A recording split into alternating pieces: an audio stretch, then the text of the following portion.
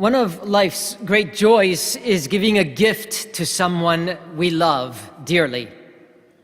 The gift is a sign of our affection, our esteem, or at times, our gratitude for the presence of another person in our lives. Russ Niles was the city editor of a small-town newspaper, and he wrote a very interesting story about gifts. He writes that it never used to be difficult to buy for his mother. They lived the absolutely typical 1960s baby boomer lifestyle. Dad worked, mom stayed at home and raised the kids and did some volunteer work on the side. So Christmas, well, the gift was simple.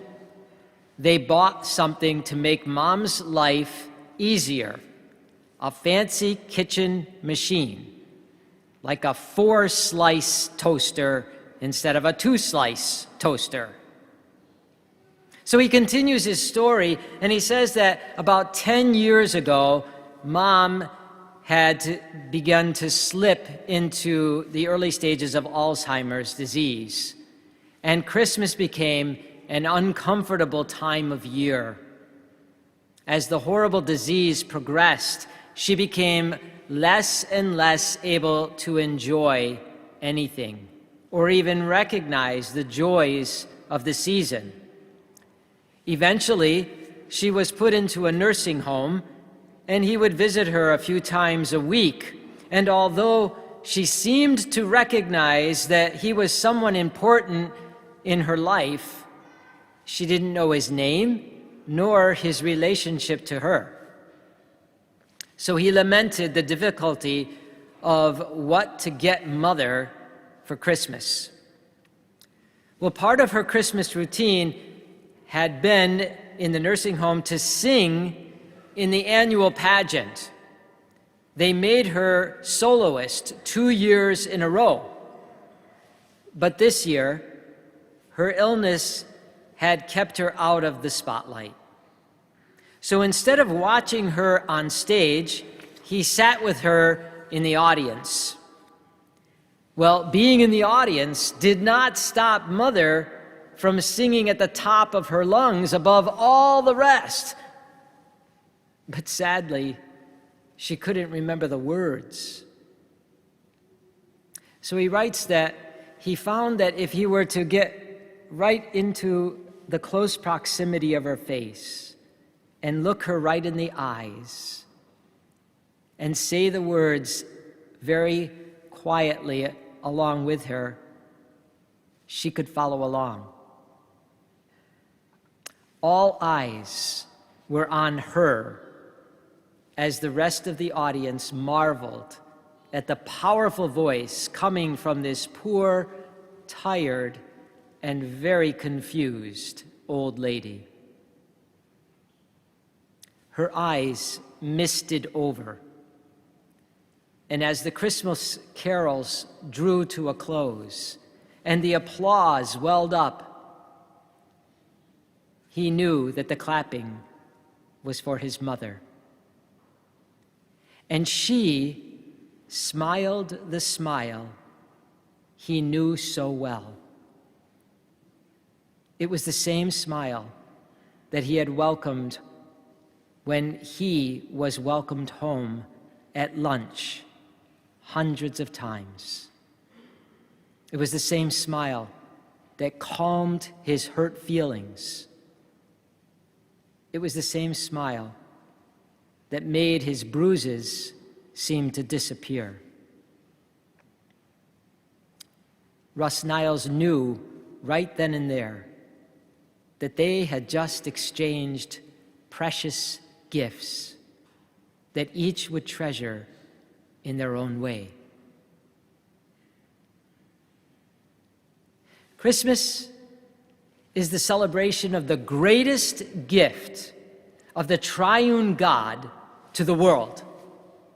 God went beyond the beyond, al-dilah, in his love for us, and gave us himself by becoming man. And in this gift of himself, the divine word takes on human nature in order to share with us his divine nature. But why? Why would the good God do such a thing?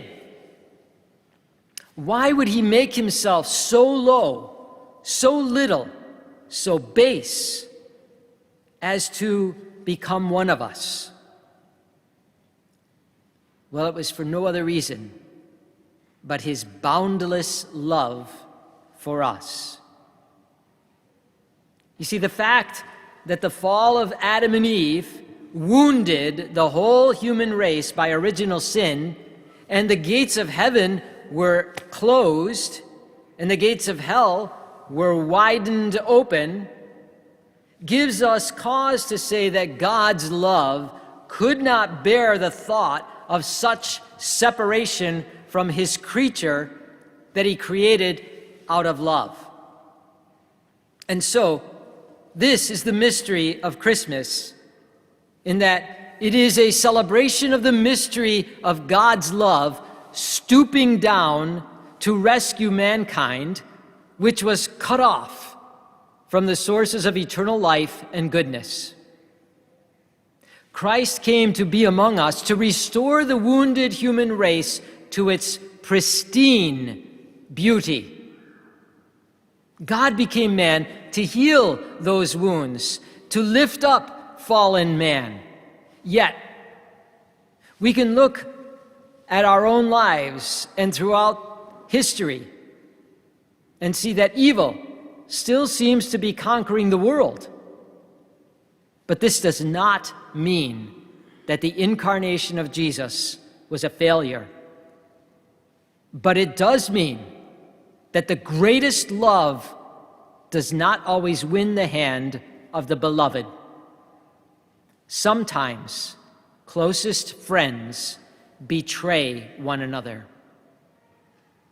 And while Christ, the Word made flesh, cannot abandon us, we, despite all his gifts and favors, can easily leave him.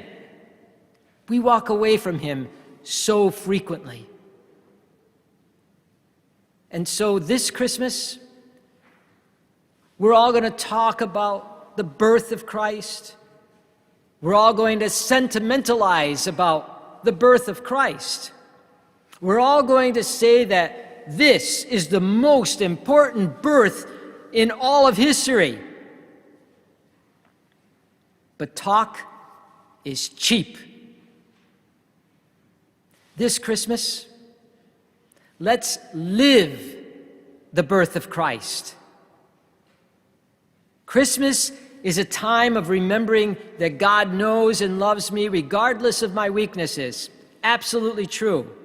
But it is also a time to recall that he became a man at a moment in history 2,000 years ago. But it is also time for me to realize that he wants to come into my life and every moment of my life.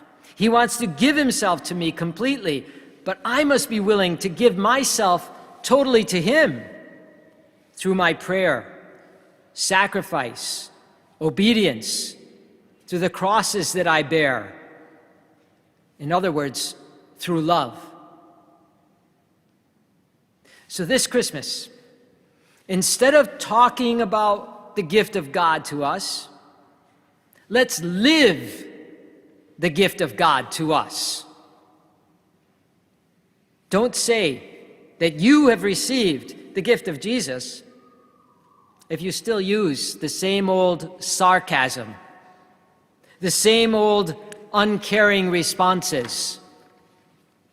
Don't become the same old impatient person that you always have been. Don't avoid those people that you just don't want to deal with. Don't scowl and frown and look like you're the only person in the world that has problems and no one else knows the trouble you've seen. If you say that you have received the gift of Jesus, then see how many people you can make smile. See how many people you can encourage. See how many people you can avoid making angry. If you really believe that you have received the gift of Jesus as he is so generously giving himself to you, then ask yourself these questions. Whom would God love through me today? Whom would God cheer by what I say? Whom would God bless by what I do? Whose hope would he, through me, renew? Then, this Christmas, just like Russ Niles, who exchanged a precious gift with his confused mother that they both would treasure, so too will you exchange a precious gift with another to be treasured. That gift will be love. That gift will be Jesus. And that's when you know Christ is born.